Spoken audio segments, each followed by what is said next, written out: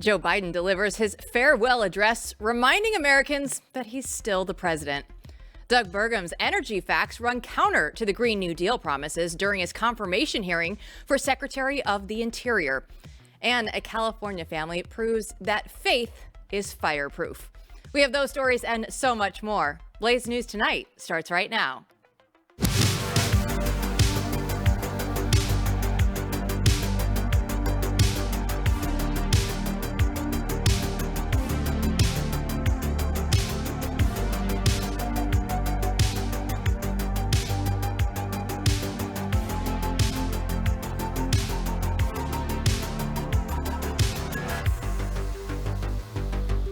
Welcome to the chaos. I'm Jill Savage. Today is Thursday, January 16th. Last night, President Joe Biden addressed the nation from his Oval Office in a farewell address that was riddled with questionable claims and outright falsehoods. Here to fact check the outgoing president for us is Matthew Peterson, editor-in-chief of Blaze News, and Chris Bedford. He's Blaze senior politics editor. And Chris, let's just dive into it. We saw so many of these outrageous moments from Joe Biden. What was the one that stood out the most to you? I think it was largely the presentation. I mean, I was a bartender for over 10 years. I managed a bar for a long time. I don't think he was drunk, but if somebody at my bar was slurring like that, I would get them a cab and I would talk to the bartender about over-serving someone. It's amazing how he got over the finish line. I had to rewind multiple times to understand the words that were coming out of his mouth. And what did come out of his mouth, and I'm actually kind of thankful for this, was probably the last time in history that I will be forced to listen to that fake historian John Meacham's completely vapid emo prose about the darkness in America and the threat of the GOP. I don't know how John Meacham was long a famous presidential and American historian who's become a complete and total partisan hack, had a complete and total brain meltdown under Donald Trump, and has been writing some of the Statue of Liberty references we saw last night. Has been writing a lot of Joe Biden's speeches. And what it's really exposed is this last complete and total sycophant who really thinks that Biden's the next Lincoln, the next FDR, is someone who very sadly actually has just such a surface level grasp of what American history is. It's kind of, he's like the Thomas Kincaid of historians, just painting pretty pictures that don't have actually a lot of depth to them. And also a takeaway from the speech is how desperate he is to be remembered. You know, John F. Kennedy had the Peace Corps, for better or for worse. He tried to start the Climate Corps. FDR had the New Deal, so he did the Green New Deal. And then in last night's speech, he tried to mimic Eisenhower with the tech industrial complex. Now, I actually think there's a lot of problems with tech. I think tech is extremely dangerous. I think that there are oligarchs who have largely been unaccountable in America. But why did Joe Biden say this? It's because in the last few weeks, for the first time in history, tech refused the power and influence of the Democrats. It's so patently see-through. And as opposed to just one of his aides had such a striking line. He said, "I wish the old man had just waved goodbye." Instead of that, we were given this darkness. It wasn't a farewell speech. It was a go-to-hell speech. And it showed throughout the whole thing. Honestly, I'm just glad it's over. Yeah, I couldn't agree with you more. We should really zero in on this thing about the oligarchs because, you know, it's part and parcel of what used to be the old Democrat Party rhetoric. Now there's this darkness in America that's supposed to be, ultra MAGA and the extreme right. But then there's also this warning of oligarchy, out of the blue all of a sudden. So let's take a listen to what Biden said about that. I want to warn the country of some things that give me great concern. This is a dangerous concentration, and that's a dangerous concentration of power in the hands of a very few ultra-wealthy people. The dangerous consequences if their abuse of power is left unchecked. Today, an oligarchy is taking shape in America of extreme wealth, power, and influence that literally threatens our entire democracy, our basic rights and freedoms, and a fair shot for everyone to get ahead.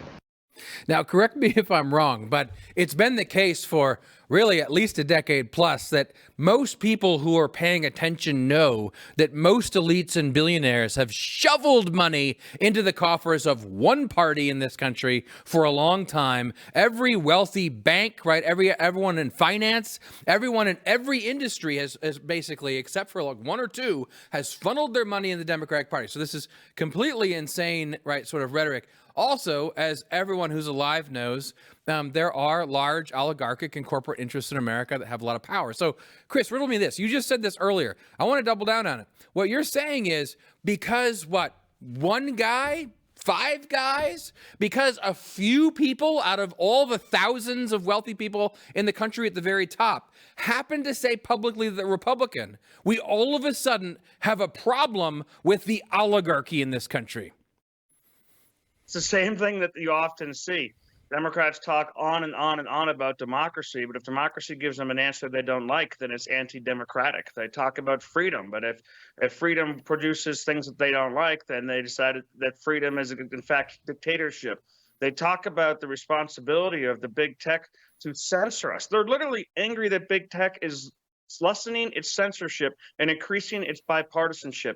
And that is what makes it an oligarchy, not its control over the flow of information. Not the fact that I could go to Google right now and type in Chris Bedford article in the Federalist, here's the title, or article at the Blaze, and Google will try to bury the result because they don't want people to be able to find things even when they specifically look for it. They're not worried about the fact that they're trying to undermine the newspaper industry and literally replace it, destroying advertising, destroying mom and pop businesses. They're angry. They refuse to. They're stepping back on censorship. It's an incredible thing. I think Bill Buckley was the one who said that liberals love to talk about freedom of speech and freedom of thought, but they're amazed to find that anyone has any thoughts other than their own, and they're angry about it. Just like it's always been, just like it's really been exposed. This is about control.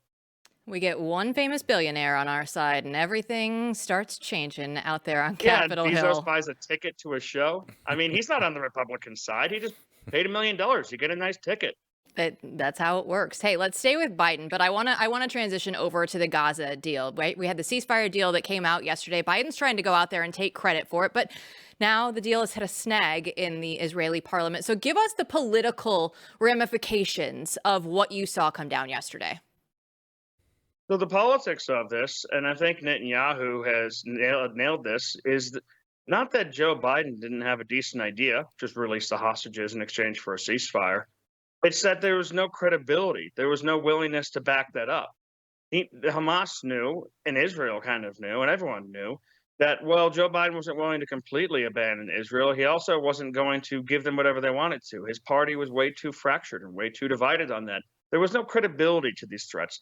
What brought this deal forward, and we know this according to not just the timing, but what the prime minister of Israel has said, was Donald Trump. And Joe Biden tried to get out in front of this and say, this was my deal, this was my idea. Well, sure, it could be your idea, but everyone had the same idea. But it's the credibility and the threat of force that backs it up that makes actual negotiations and a long, drawn-out war possible.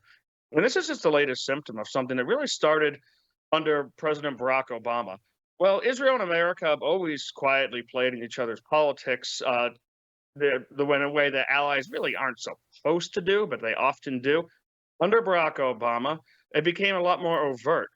Netanyahu, now the longest-serving prime minister in Israeli history, is also an avowed conservative.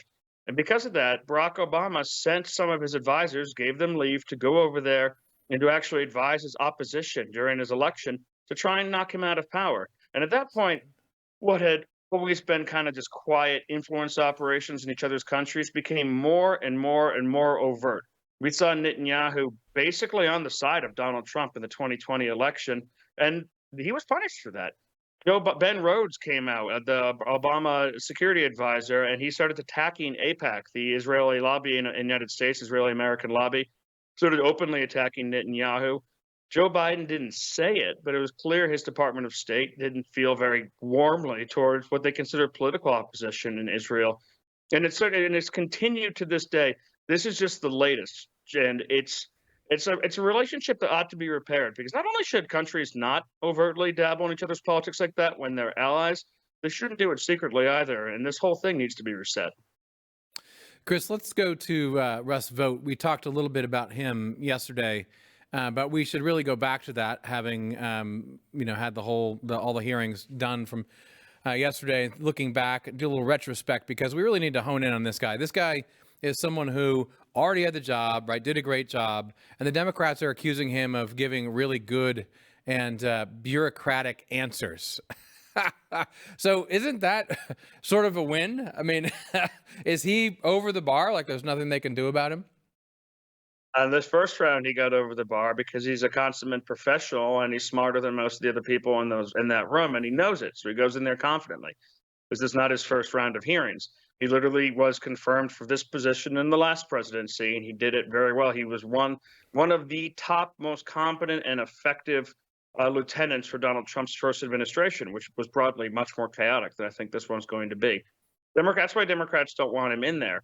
But he's subject to more than one hearing, unfortunately for him. So while he cleared all the jumps on this one, he's going to have a little bit of a tough week next week. Congress is going to start to look into some of the plans that were discussed in Project 2025, which he was a player in and a seller of, which include not exactly spending all the money that Congress allocates for different things. Now, they're going to try and call that treasonous and something that's evil and something that usurps Congress. But to you and me, it would be saving money. And an example of this would be if Congress said, here's $10, go buy a tank, and he came back and said, I found the same tank for $8, saved $2. Well, they would say, well, you're not spending all the money. That's the way government seems to work. He would look at that and say, well, we didn't have to. We got the same thing for the money, and I can return this to the Treasury. That's something Democrats hate. Actually, that's something that Congress hates. Remember, they impeached Donald Trump over this because they didn't think he was spending all the money that he ought to be in Ukraine and Russia. This is something that they take very seriously, and that's the next round of hearings that Russ Vought has. But he still is going to have, I think, an easier time than some of the other nominees. Bedford, when we wake up tomorrow, what do we have to look forward to in the Beltway Brief? Oh, I've got a great piece coming about how this week, even before Donald Trump has been in office, was a great victory for the president. And it starts off with Matt Gaetz and how Matt Gaetz made Pete Hegseth possible, and then how Pete Hegseth made victory after victory after victory possible. And now that they're entering a nomination day, not stumbling, but at a full sprint. I look forward to that. And if you can, do something about the weather before we join you in D.C. over the weekend. I see the forecast. It's going to be quite chilly. Here's what I'll do is I'll find us a pub with a fireplace for after inauguration. We can work on that. We can work on that. Thanks so much, Bedford. Open to that. See you tomorrow. Don't go anywhere, because our next guest will break down why Doug Burgum could be the man to unlock American energy. Just ahead.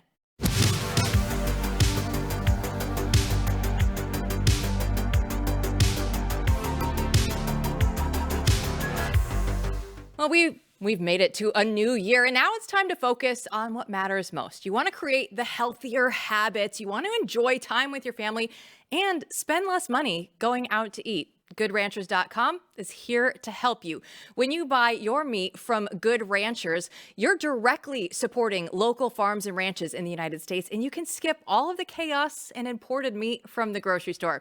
Good Ranchers delivers high-quality, 100% American meat straight to your door, so you can start 2025 off with better choices, better meals, and better moments at home. Visit GoodRanchers.com and use my code Jill to claim $25 off plus free express shipping in your choice of free ground beef, chicken, or salmon in every order for an entire year. So spend more time with your family, spend less on going out to eat, and get more of the quality, nutritious American food and get it right to your door. Visit GoodRanchers.com. Use my code Jill today for meat that delivers just that. GoodRanchers.com. Code Jill to claim $25 off and free meat in every box for a year. GoodRanchers.com. American meat delivered. What will energy production look like in the new Trump administration? He picked former governor of North Dakota, Doug Burgum, for Secretary of the Interior and to head the new National Energy Council. He had his confirmation hearing earlier today, and let's take a listen to what he had to say about the Green New Deal. China imports 10 million barrels of of oil every day. They're the largest importer in the world. We have an opportunity to be energy dominant in the United States. If you're going to have a negotiation with China, the first thing on the table is energy. And instead, we've got an energy policy in this country that I think was written by China because we're trying to kill the U.S. energy industry, move to all EVs, and then buy all of our batteries from China.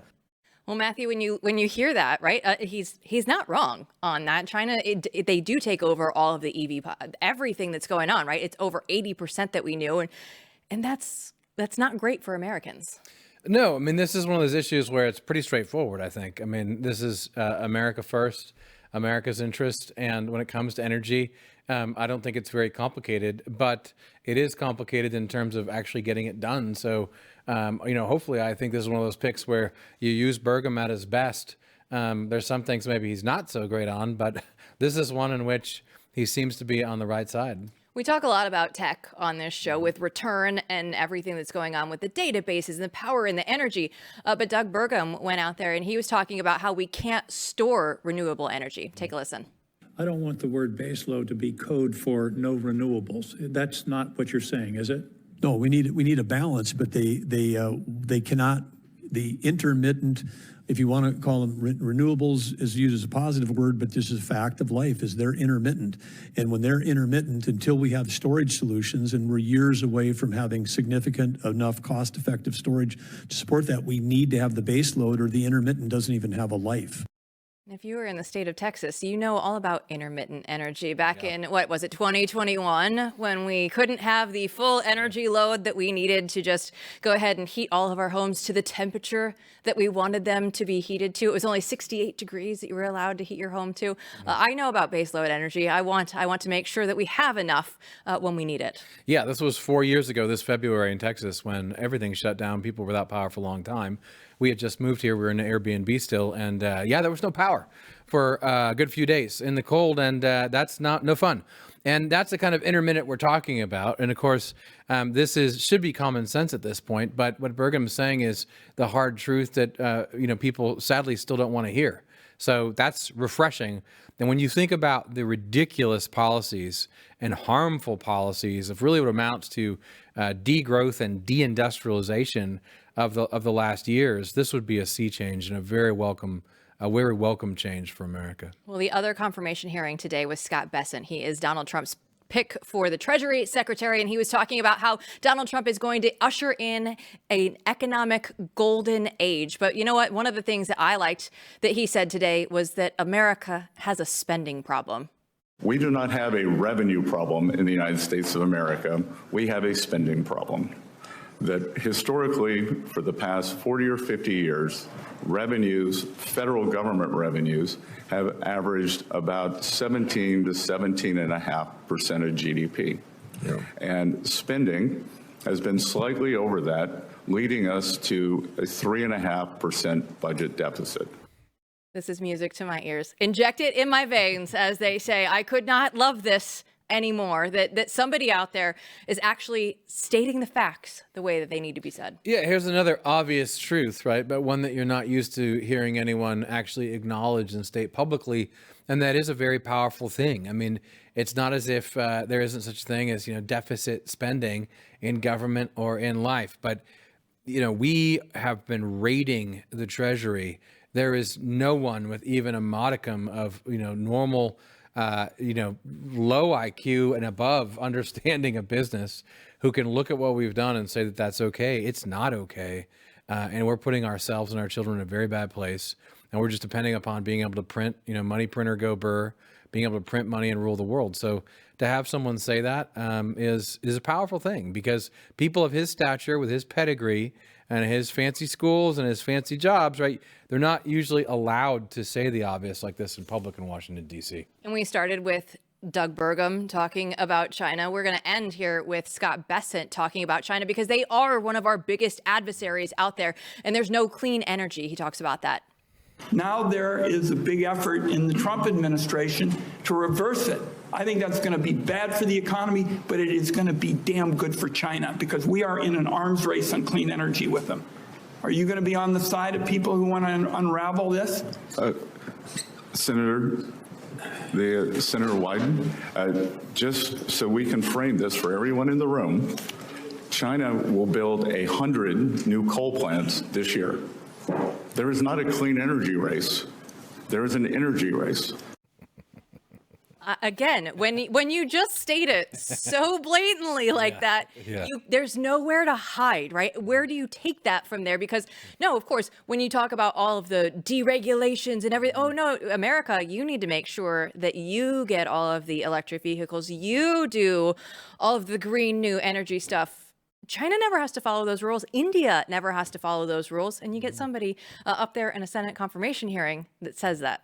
No, and you got to say, you are in a race with other countries, with people who hate you and are trying to dominate the world. And it's as if we've had the ruling class party in America in the middle of that race be pulling out be pulling things out of the plug, right? I mean, it's like they're running around like shutting down the power in the military base. And that's what they've been doing for some time under the guise of caring about the environment when China is absolutely polluting the earth, more than everybody else. So again, common sense coming in. It's a very powerful thing to hear. One of the things that I like overall is just, I saw somebody post on X that 10 years ago, people wouldn't even know that Senate confirmation hearings were happening this week. And yet now it's the biggest headlines of every day that they've been happening, right? That's an entire sea shift that we see now. People are hungry for more of this information. Yeah, one word, Trump. One word, MAGA. One word, the movement that's happening now. This is a sea change. This is a mandate that people just gave the president, and they want to see the receipts. They want to see what happens. They want to see Trump's agenda enacted. It's not a joke. The MAGA base is for real. It's a majority. This is a new coalition.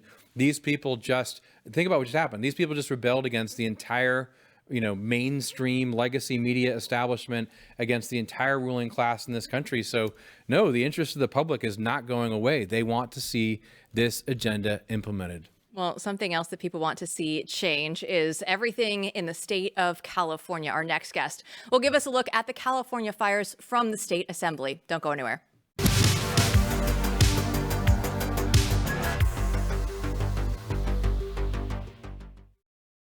Money is not the issue. That's the thing with Democrats. They always say, if you just give us more of your money, we can solve these problems. Well, they're telling you they can solve global warming. In the meantime, they can't control a regional fire. They have no idea what they're talking about. These are policy failures. They're not money issues. It's not money. We have plenty of money. Our schools get the most money than any schools in the nation, and they're the worst performing schools. It's about management. It's about leadership. It's about policies. That's Bill Essayli. He's a California assemblyman, and people in his state are still recovering from the devastating wildfires. And as new fires continue to erupt, we can't help but wonder what led to this crisis and how it can be prevented in the future.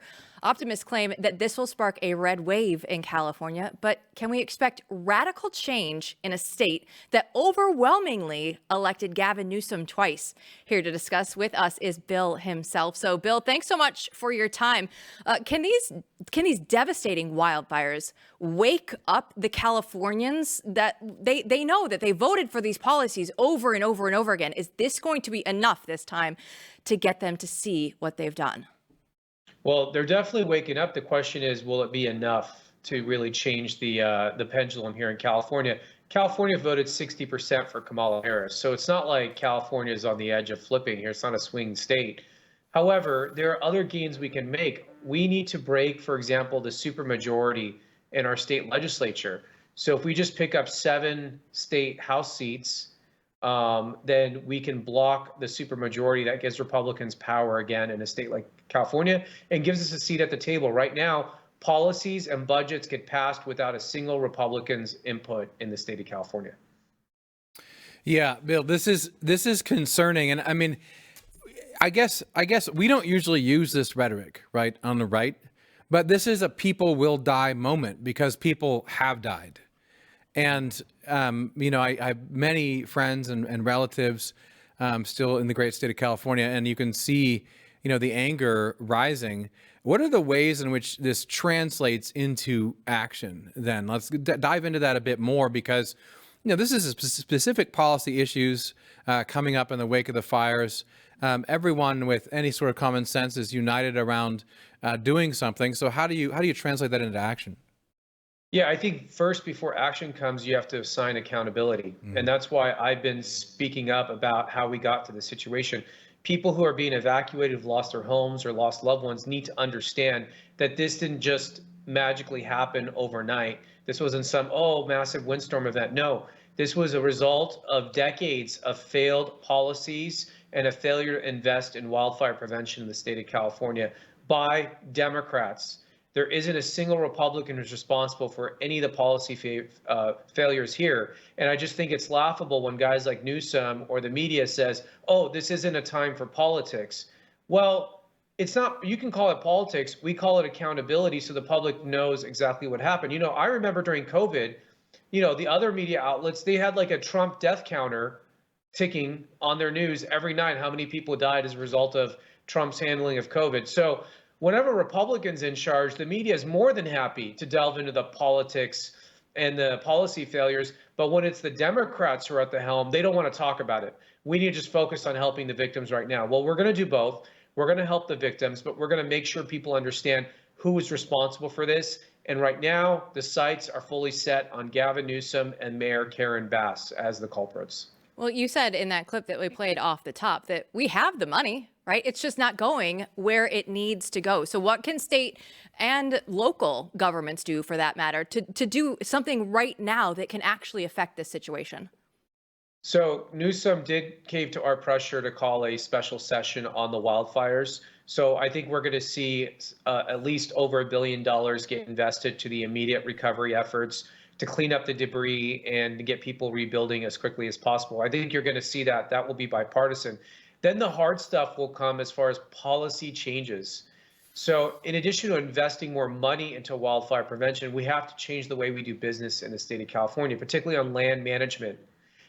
For the last few decades, we've stopped clearing out the forests from dead trees. We used to let the lumber industry go in, remove the dead trees. We used to allow controlled burns during the safe seasons to do that. They go in and they burn entire hillsides, create these giant fire breaks.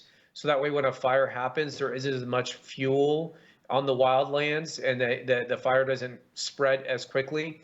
We need to also waive the environmental regulations so we can underground things like power lines, which often start a lot of these fires as just outdated infrastructure. Now we can underground it. But the problem with all of this is that the environmental regulations has paralyzed our ability to do these basic things. The fire department says they can't do a controlled burn until they do an environmental impact report under state law. They have to hire biologists to go and study the area they want to do the controlled burn in and make sure no wildlife is going to be affected. That's the kind of regulations we're dealing with in the state of California. I'm interested in your thoughts on local government here. It's an open-ended question. I have no idea either way. But is it a problem in California as in so many other places when the state is so authoritarian or has so many regulations that local communities are really being dictated to by larger regional and statewide agencies, or is it a problem that goes all the way down, or how do you kind of conceive of that?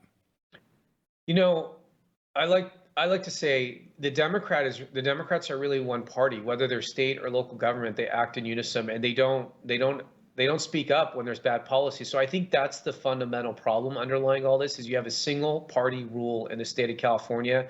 And I don't really think it matters so much if it's state or local. They are in unison on this stuff.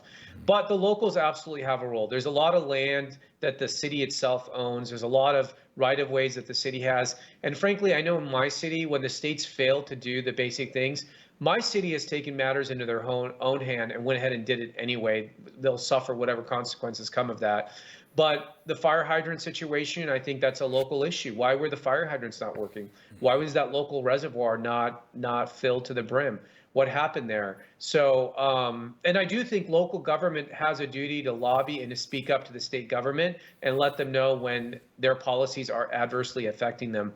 They need to speak up. Well, Bill Essayli, thanks so much for joining us tonight. Thank you for having me. Matthew, I love that we have the conversations about state and local government because I know that we're getting excited for Trump and the inauguration, but there needs to be so much more power that is back in state and local governments. Yeah, I mean, by just devolving power, usually you solve a lot of problems. But like he notes, if it's one party governance all the way down and everyone has the same policies, and I think that's why the Assemblyman is talking about, really calling people out for supporting failed policies, because if you have the same policies all the way down, you have the same problem. Now, in America writ large, it's a little different because federalism would allow for different solutions to come forth. But, he's totally right. When you start getting that one-party state system, things get pretty dark pretty quick. And that is something that we want to avoid nationally. We are going to stick with California when we come back because a family's faith remains unshaken after the wildfires. And they'll tell you just exactly how they rose from the ashes next.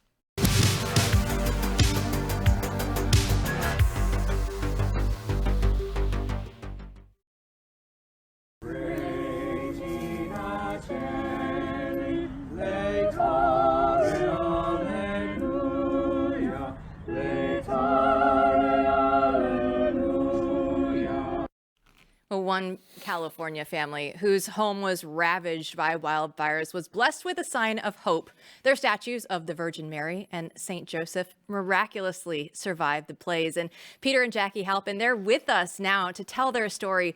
So thanks so much for joining us. We are so sorry for what your family and so many others in California have gone through. But if you could just take us through what the moment was like to discover these statues that were somehow miraculously untouched by the wildfires. You want to go ahead and start? Sure. Steve located it? Our son-in-law snuck up the day after the fire, and he took some pictures. So those were the first pictures we saw that really confirmed that our house was gone. And my daughter, his wife, said, "Mom, look at the bottom of the picture," and there was the statue. And I'm not saying it was a miracle, but I'm saying it gave us so much hope that we were still protected and loved. So when I saw that, I texted all the kids. We have 6 children, adult children. And I said, "Hey, we're going to try and get up there tomorrow, and we're just going to surround Our Lady, and we're just going to pray. We're going to pray to God, thanking him for the wonderful years that we had in our home and our safety, and ask him to walk with us in this long journey that's coming." And everybody made it except 2 spouses because they were home with babies. And we did not go to sing. We went to pray. So we said a prayer that our family says. It's a consecration to the Sacred Heart of Jesus. So we said the prayer, and then we generally sing that song a lot after baptisms and weddings and funerals.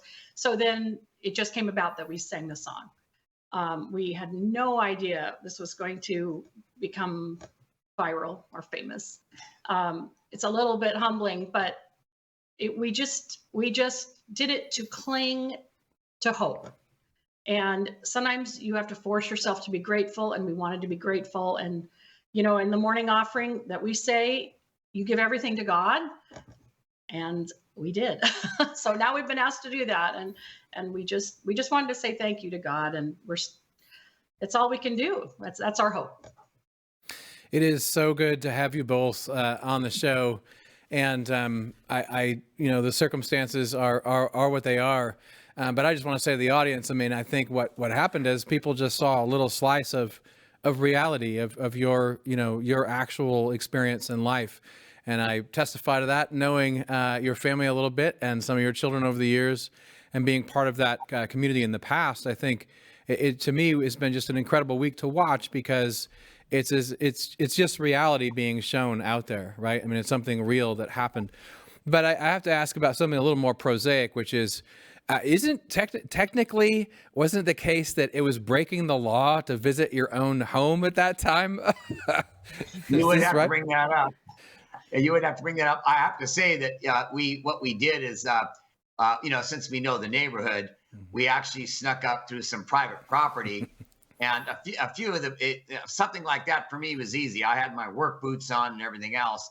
But half of the other young moms, my daughters-in-laws, and our friend that actually took the video, Joanne, this was probably quite an adventure for them because we were walking through smoldering debris and collapsed walls and things like that. And so, there was a little bit of excitement involved as far as that goes, getting up to the site. So it was a little dicey. It was dicey. And yeah. now it's completely shut down. I mean, National Guard with machine guns. So. Yeah. Well, yeah, I can only imagine what that is like. I so enjoy just this little glimmer of hope that we are seeing, because everything that we see on the news, all of the images that are coming out have been so difficult to just watch from afar even. What has it been like for you guys just day to day going through this? Well, I think we're running on adrenaline. We really haven't been sleeping that well, because there's so many things to think about. And we're blessed because all our adult children, we're lucky to have them nearby in the community.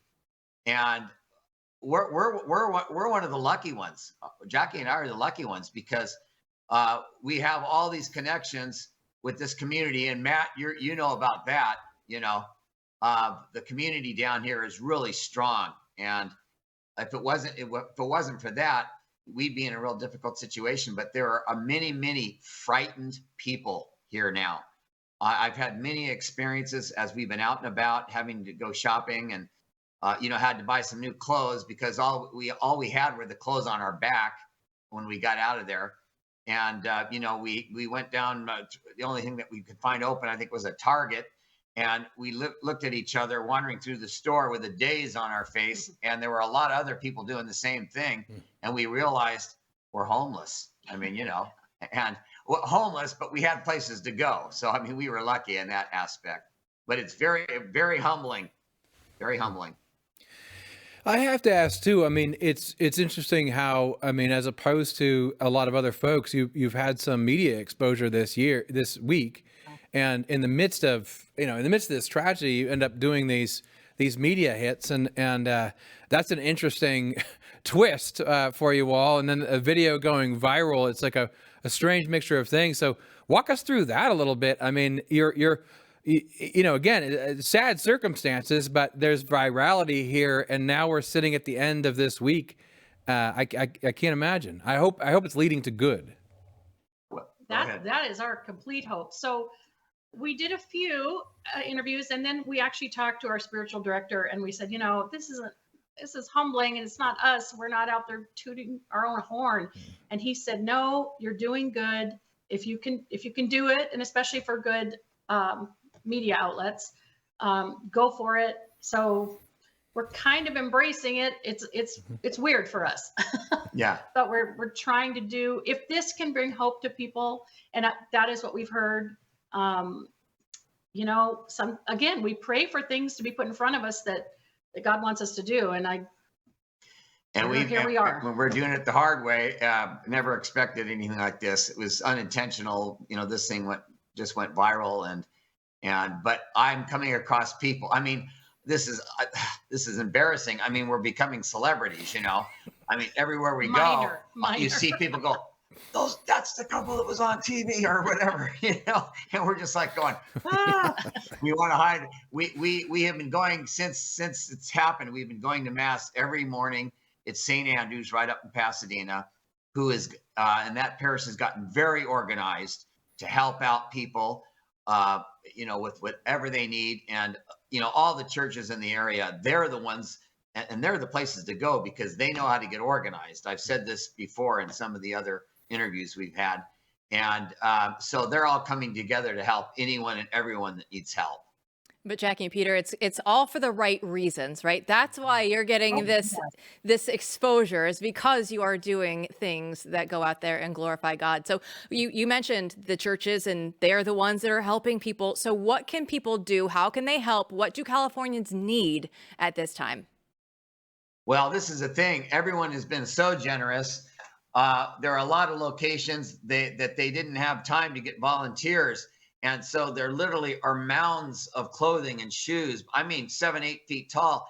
And that's no way for people to try to go through and pick up things that they need. It's I don't know the best word, but it's not a good experience or a fun experience for people to try to go through mounds and mounds of clothes. And so I think and the other thing is many of these people have no place to put it. They have no place to go. Yeah. And so, I mean, we had to go rent a couple of suitcases and put our clothes in that. And we're moving around to our kids' houses and some dear friends of ours. Right now, we're at a very dear friends of ours' house in Alhambra. And like I said, we're lucky. But it seems to me that it's the uncertainty that's really getting to everybody now. I'm a little disappointed that the commanders, the people on the ground, and I'm not talking about our public servants. We need the gentlemen and women that are out there on the ground to give everybody just a little better idea of when they're going to be able to get to their properties, because the insurance companies are not going to be able to start processing the paperwork until they physically are on the property, and that's part of their protocol. And so a lot of people are getting even more scared and uncertain about the whole thing. We know that there are things up there that they're trying to take care of, but somebody, the guys on the ground up there, we need them to kind of say, okay, this is exactly what's going on, and this is why it's taking so long. Because we just don't, a lot of us don't feel like we're getting the hardcore direct answers. Okay, we know that they need to make the area safe. We understand that, but they have to remember, it seems like, at least in our neighborhood, really our neighborhood's fine. There are no smoldering, they've shut everything off that needed to be shut off. And I would think that maybe they could start letting people at least get to the locations where everything is under control, because you don't want to have this huge mad rush where they say, okay, everybody can come up and go, because there are thousands of people that are waiting to get back to their properties. And so, I wish they would just give us a little bit better information about when that could possibly start to happen. Well, I hope you both realize what a great example you've been my entire life. Knowing you and your entire family, even well before this, has really impacted my life in a very positive way about what family and community means. And people out there should know that. You've already blessed many people with your example. Do you have anything else you'd like to sort of say? I mean, it sounds like community is a theme of this to our audience before we have to leave today. Well, yeah, I do. We have a great Altadena and the Pasadena area. Matt, I think you're aware, Jackie and I are, childhood friends, okay? And from South Pasadena. Mm-hmm. So we've been in that area all our lives, and moved up to Altadena 36 years ago. And it's a beautiful community being up here against those mountains. And we're worried that a lot of people aren't going to be able to return because it's such a devastating situation. So we just want to give everybody hope and hang in there, and ask for God's protection. And that's, at this point, I mean, that's all anybody can do. And the community is coming together, but there are people that need places to stay. And so people, I would like to say, some people may have to take some risks and say, hey, I have an extra room available with a bathroom. You may be bringing in a stranger, but try to be as welcoming as you possibly can, because there are a lot of people in need. Yeah, and we'll definitely keep you and everybody else down there in our prayers. Thank you so much for coming on today. You're welcome. And Matthew, what an incredible couple. Yeah, I think we have to stay on this, because what they're saying about the community being able to return, the story really is just beginning, sadly, for a lot of people. And like he said, this is a place with a long history and a lot of rooted residents. And it certainly would be a shame if, just because of really it'd be moronic idiocy, that, it wasn't allowed to rebuild. And so that's something that we should continue to bring to you, the audience, and talk about more. And what an incredible story of hope. Don't go anywhere. We'll be back to wrap up the show right after this.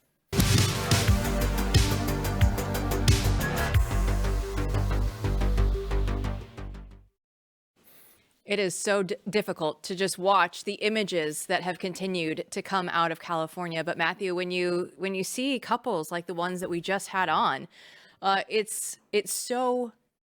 it gives you such a sense of hope still, that in all of these very, very dark times, this has to be one of the worst moments of their life. And yet they are still able to find hope with their faith and their community. Yeah. And this is I'm privileged to know them and their family a little bit. I mean, their son, Peter, Pete Jr., really, we know him as Pete, was a big part of making the K through 12 that our kids were at nearby there so great. And so it's a very large family that's interconnected with a lot of other people over generations. But there's also a number of institutions like St. Monica's Academy and some of the parishes, right?